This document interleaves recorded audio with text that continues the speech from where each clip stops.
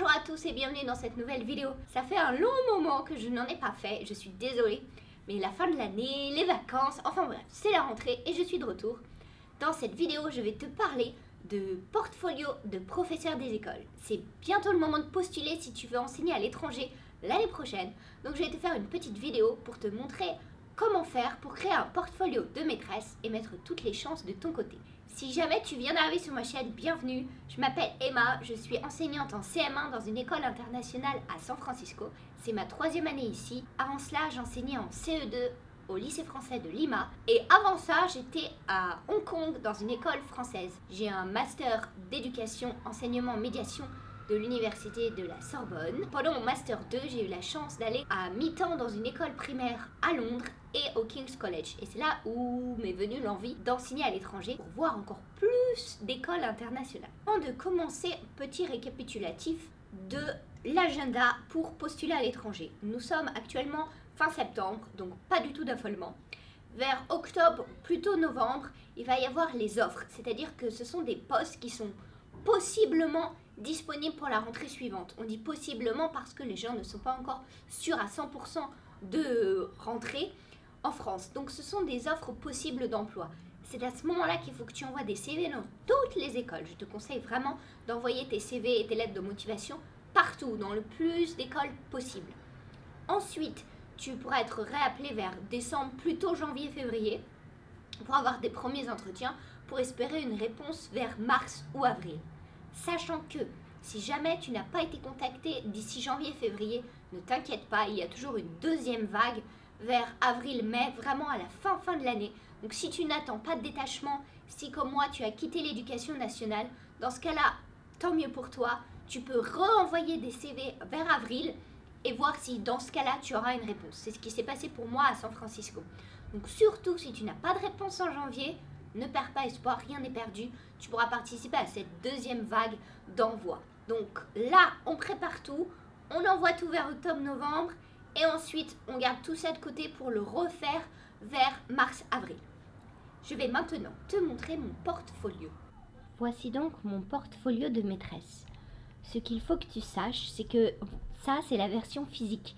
J'ai évidemment une version numérique que j'envoie lorsque je postule parce que je ne vais pas postuler en physique. C'est-à-dire que je vais très rarement assister à un entretien d'embauche. Je vais plutôt postuler par internet et avoir un entretien par Skype. Donc tous ces documents sont également sur mon ordinateur.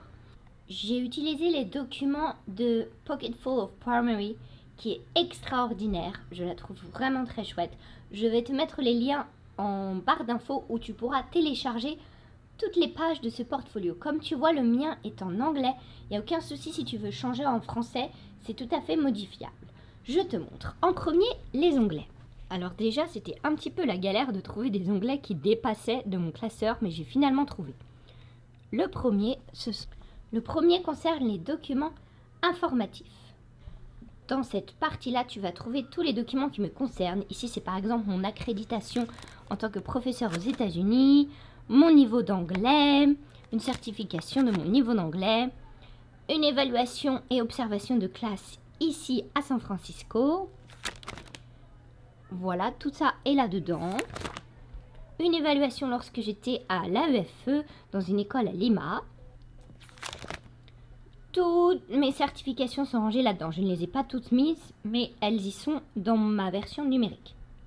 Ensuite, là-dedans, il y a tous les certificats. Lorsque tu participes à une formation, tu gardes bien tous les documents, même des copies, et tu vas les mettre dans cette partie de ton CV qui concerne tous les certificats que tu as reçus. J'ai donc un certificat lorsque j'ai participé à Nearpod en ligne, donc je suis éducateur Nearpod. Il y a aussi ce certificat de code.org quand j'ai participé à une formation, une journée professionnelle, donc pour pouvoir coder dans les écoles. Le suivant est un badge de la MLF parce que j'ai fait une formation à distance. Voilà, c'est une petite liste des certificats que j'ai. Et il y a ensuite une autre partie qui ressemble un peu, qui est sur le développement professionnel. Je vois la différence en disant que là, c'est pour les stages, donc de plus d'une journée. Alors que là, ce sont les certificats d'une journée ou d'un petit moment. Là, c'est plus grand. J'ai passé une semaine en stage. Ce premier certificat de Responsive Classroom que l'école a financé pour nous et qui a eu lieu dans notre école l'année dernière. Ce certificat de stage de l'AEFE lorsque j'ai fait un stage sur la programmation et la robotique. Une nouvelle attestation de stage sur mettre en place une web radio primaire, ça j'ai participé à Portland l'année dernière. Ensuite une sur musique et littérature que j'ai fait à Santiago du Chili. Une autre formation sur le parcours citoyen en cycle 2 et 3, ça c'était à Buenos Aires. Une autre attestation de stage lorsque j'ai fait un stage à Rouen qui s'adresse aux enseignants qui sont en fonction dans des établissements hors de la France. Et enfin un dernier, si tu m'as suivi sur Instagram cet été, tu sais que j'ai participé à cette formation extrêmement intéressante sur pédagogie de projet et design-based teaching. C'était très bien et ça c'était à Rome. Donc, comme tu vois, j'ai pas mal voyagé pour avoir tous ces stages et je garde bien tout ça dans mon portfolio. Ensuite, il y a une partie où tu mets tes fiches de préparation de leçons. Tu vas garder quelques exemples. Par exemple, lorsque j'étais à cette formation à Rome, j'ai eu des professionnels qui m'ont aidé à réaliser un projet sur les tremblements de terre dans les classes de CM1.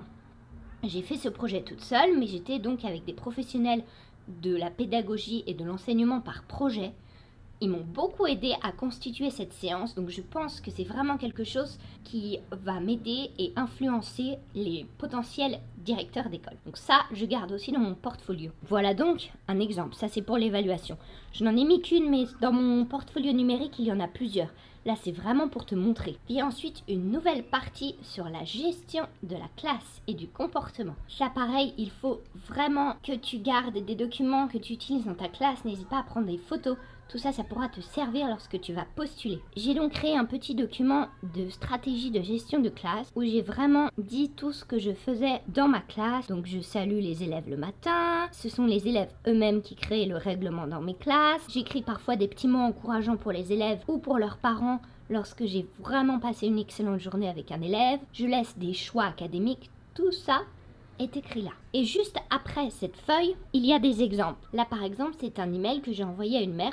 Il y a également cette photo que j'ai imprimée qui est les règles de la classe. Tu comprends bien que normalement, je ne l'imprime pas, cette photo. C'est juste pour vous montrer dans mon portfolio. Sinon, je la joins numériquement. C'est bien pour montrer que j'ai fait les règles avec les élèves, que chaque élève a signé.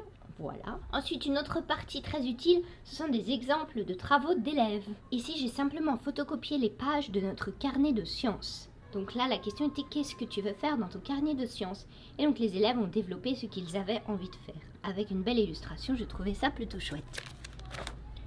J'ai également fait des croquis de citron en sciences. Et c'était vraiment pour montrer que les élèves donnaient des feedbacks aux autres élèves. Donc je l'ai mise ici. Encore un autre travaux d'élèves où il fallait montrer ce qu'il se passe lorsque deux ou plus aimants interagissent. J'aime beaucoup ça parce qu'elle avait mis donc un petit dictionnaire qu'elle avait fait elle-même, un petit lexique avec les mots en français et en anglais, et elle avait laissé une place donc pour les commentaires de ses camarades. J'aime beaucoup ça, ça montre qu'on travaille en français et en anglais.